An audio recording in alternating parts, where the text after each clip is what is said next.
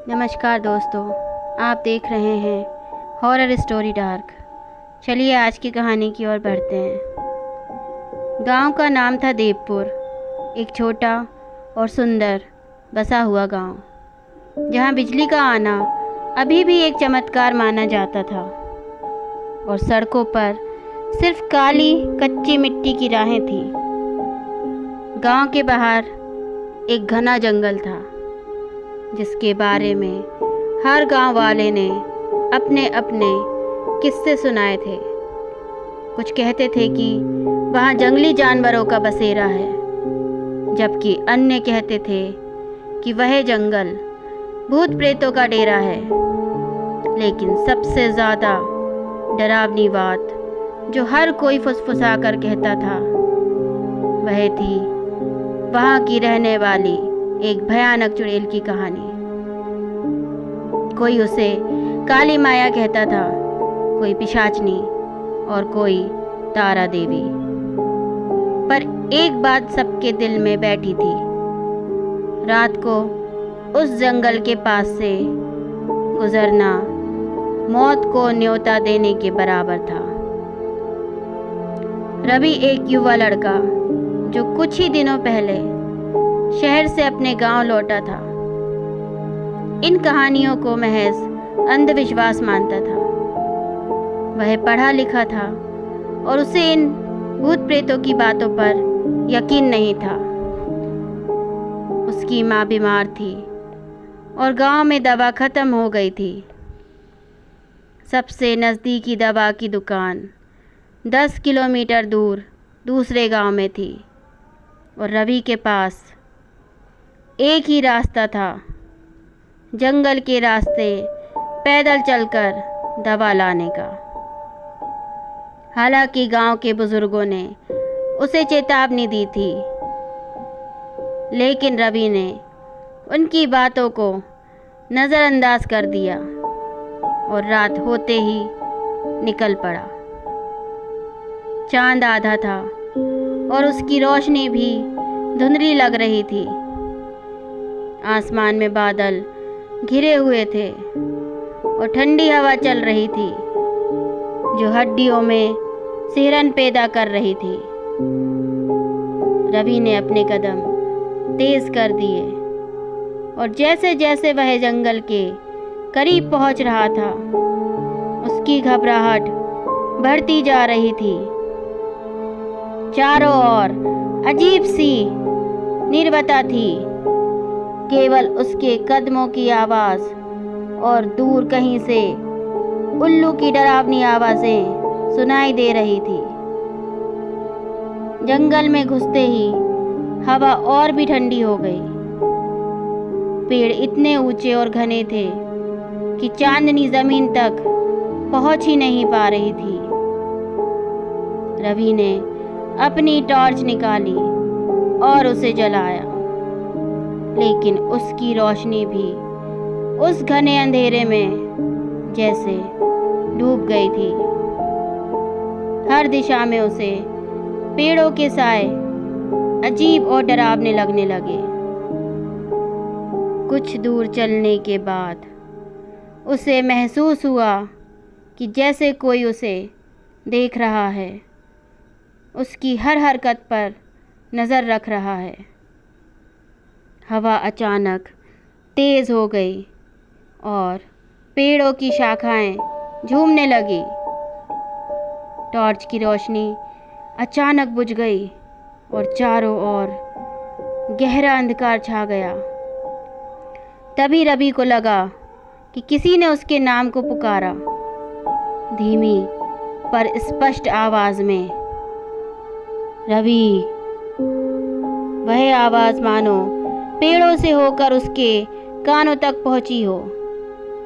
उसका दिल तेजी से धड़कने लगा और वह समझ नहीं पा रहा था कि वह क्या करे।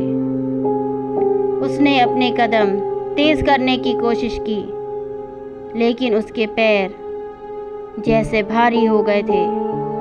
उसने चारों ओर देखा, लेकिन कुछ नहीं दिखा, केवल अंधेरा और पेड़ों की डरावनी परछाइयाँ।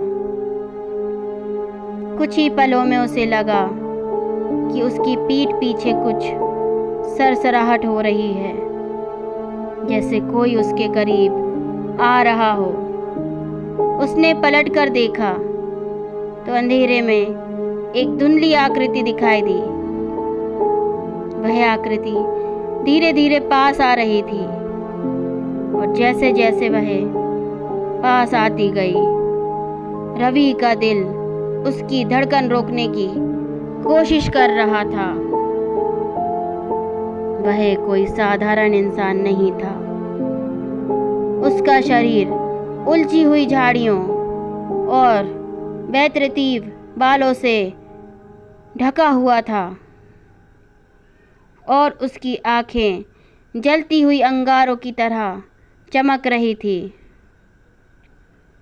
उसके पैरों की उंगलियां पीछे की तरफ मुड़ी हुई थी और उसका चेहरा विकृत, मानो किसी भयानक कीड़ा से भरा हो।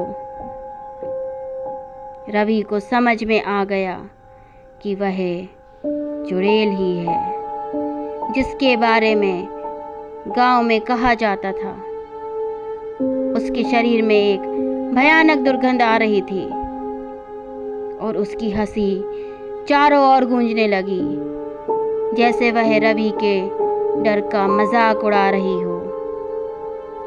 रवि ने भागने की कोशिश की, लेकिन उसके पैर कांप रहे थे और जैसे ही उसने कदम बढ़ाया, वह गिर पड़ा।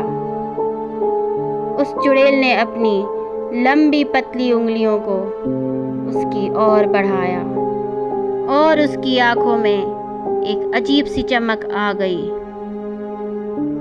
जैसे वह उसकी आत्मा को निगलने का इंतजार कर रही हो। रवि ने अपनी पूरी ताकत बटोरकर उठने की कोशिश की, लेकिन तभी चुड़ैल की आवाज और भी तेज हो गई। तुम्हारा अंत यहाँ है, कोई नहीं बचाएगा तुम्हें। उसकी आवाज अब और भी ज्यादा भयानक हो गई थी, मानो सैकड़ों आत्माएं एक साथ चिल्ला रही हों। रवि ने डर के मारे अपनी आंखें बंद कर ली और मन ही मन भगवान को याद करने लगा। तभी एक तेज रोशनी उसके चेहरे पर पड़ी। उसने आंखें खोली तो देखा कि एक बूढ़ा साधु हाथ में मशाल लिए खड़ा था। साधु ने एक मंत्र पढ़ा और चुड़ैल अचानक चीखते हुए पीछे हटने लगी।